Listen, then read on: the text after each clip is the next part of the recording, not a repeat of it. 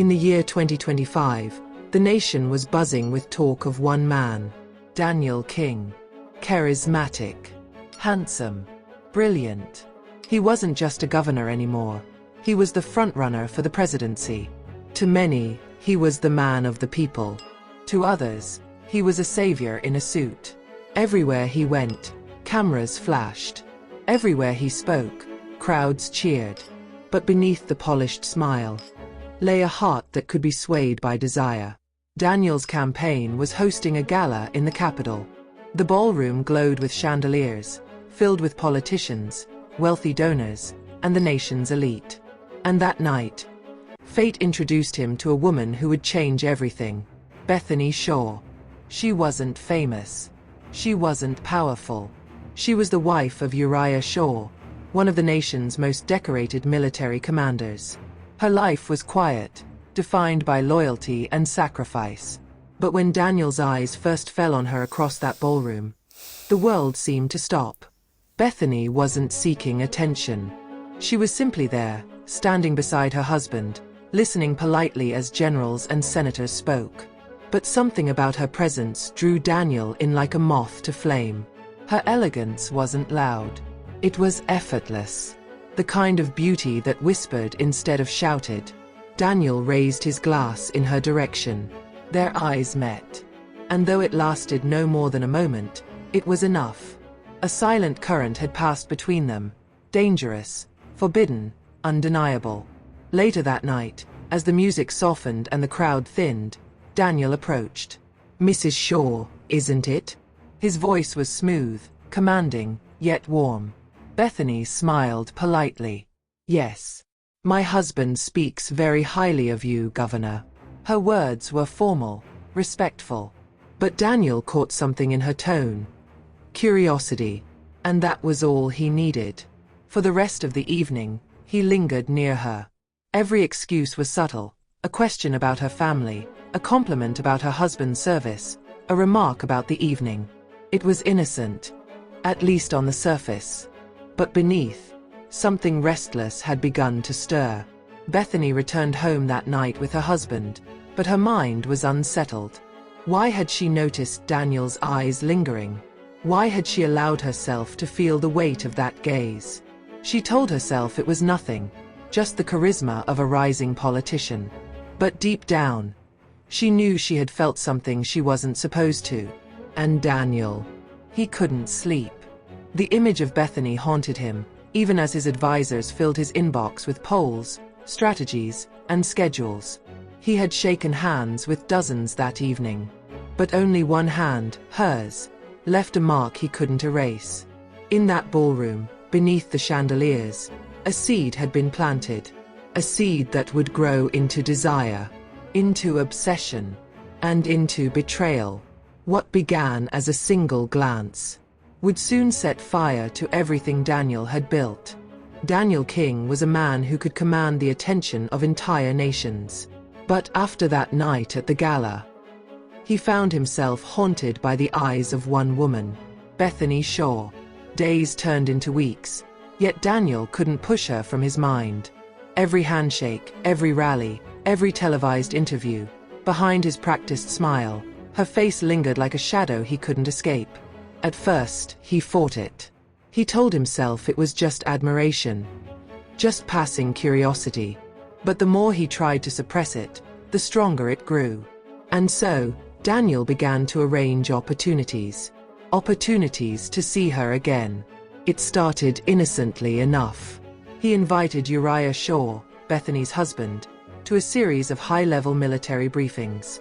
And wherever Uriah went, Bethany sometimes followed. One afternoon, at a private donor's poolside event, Daniel finally had the chance. Bethany was there. The sunlight caught her silver dress, her hair flowing with the breeze, her presence radiant yet understated. Uriah was surrounded by fellow officers, discussing strategy. Bethany stood apart, gazing quietly at the water. Daniel approached. "Bethany," he said softly, his voice low enough that only she could hear. She turned, surprised. "Governor King." Her tone was polite, but her eyes revealed something else. Hesitation. curiosity, perhaps even fear. "I hope you're enjoying yourself," he said.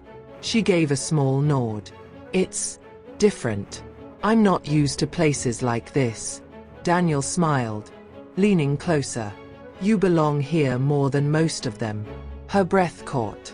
It was a simple compliment, yet it carried weight. Weight she didn't want to feel. Weight she tried to ignore.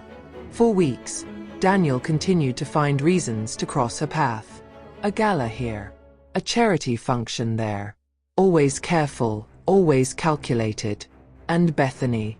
She tried to keep her distance. She told herself she was a loyal wife. That Uriah's devotion was more than enough. But late at night, when Uriah was away on duty, she thought of Daniel. Of his voice. Of his gaze. Of the way he made her feel seen in a world where she was often invisible. One evening, as the city lights glittered beyond his penthouse window, Daniel made a decision. He sent a private invitation. A dinner. No cameras. No staff. Just the two of them. Bethany stared at the message on her phone, her hands trembling. She knew what it meant. She knew the line she would be crossing. But she also knew, part of her wanted to go. And so, in the stillness of that night, temptation grew stronger. Boundaries began to blur. And what began as a glance across a ballroom was about to become something far more dangerous. The invitation burned in Bethany's mind all week. Every time she glanced at her phone, the words seemed to glow brighter. Private dinner. Daniel King. She told herself she wouldn't go.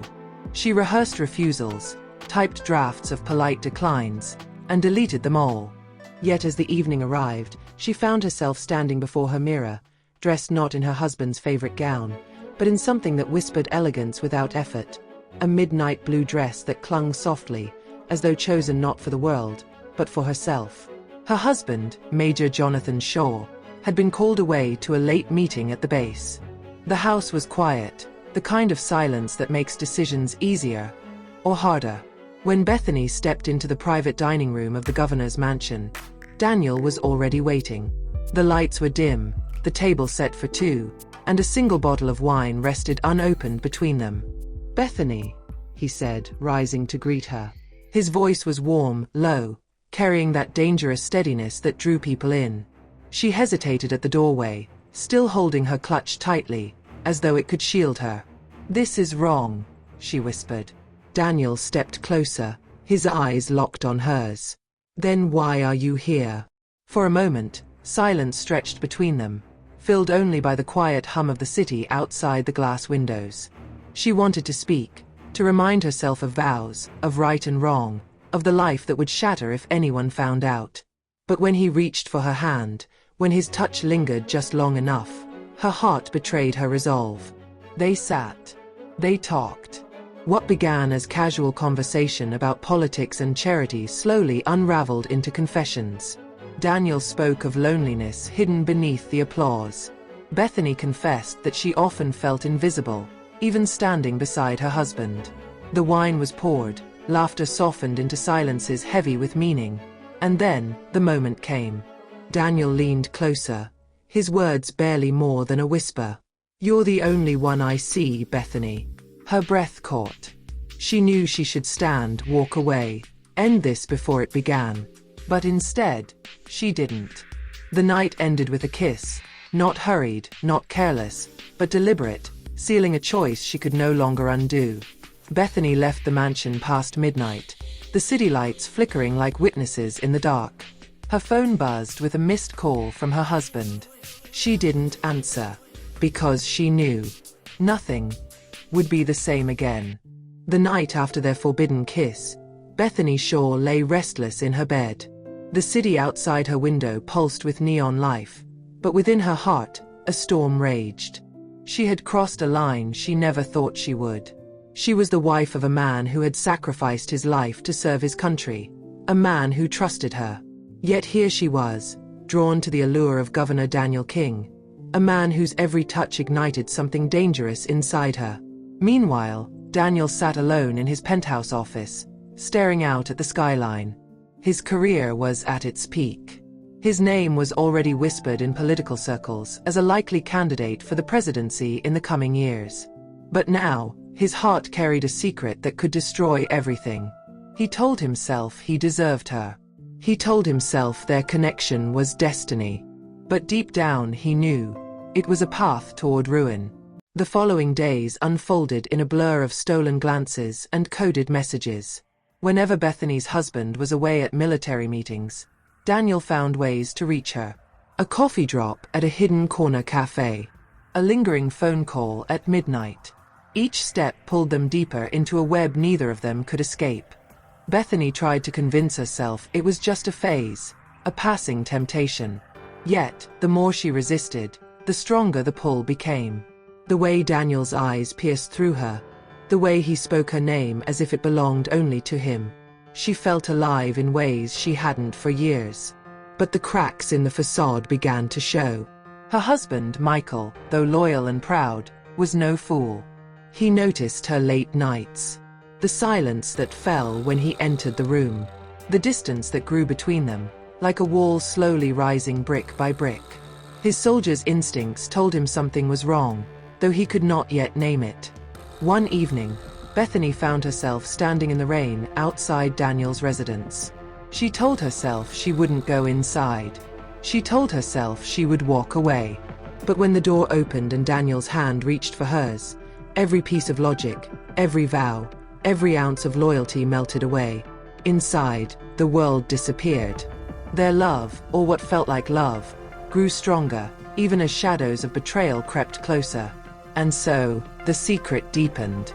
What began with a glance had now become an affair, a dangerous dance of passion and deceit, a dance that could not, stay hidden forever. Bethany's choice has been made, but with it begins a spiral of passion, secrecy, and betrayal that neither she nor Daniel can escape. Hope you enjoyed this first part of the story. Watch out for the concluding part. You will not regret it. Please continue to enjoy our unequal love stories of forbidden truths. Stories like The Collector, Parts 1 to 3, and others. We promise to keep you entertained. Kindly like, share, comment, and subscribe.